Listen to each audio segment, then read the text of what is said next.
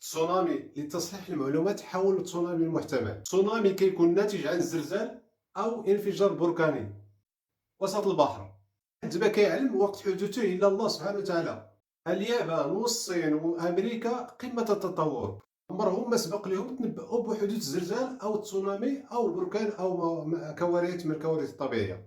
اليابان براسها كانوا ناعسين ما علموا بوالو حتى دخل عليهم تسونامي للدار. 2011 التسونامي اللي ضرب اندونيسيا اللي هو ثالث اقوى زلزال في التاريخ، كان علو امواج 50 مترا والعمق 5 كيلومتر، يعني شوف قمه 5 كيلومتر على اليابسه. اما باش يضرب تسونامي وسط المحيط ويوصلك حتى لسيدي سليمان فهذا القيامه ماشي تسونامي.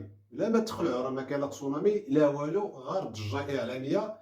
البحر راه دائما اما تدور جزر فيه ما تدور جزر، كيسرح وكيرجع ثاني وكذا. لا ما تسخنوا ما حتى شي حاجه، وان الله على كل شيء قدير. ما تنسوناش بالجيم والمتابعه، وخليكم ديروا زوينه الاخوان. حياكم الله مع تحياتي.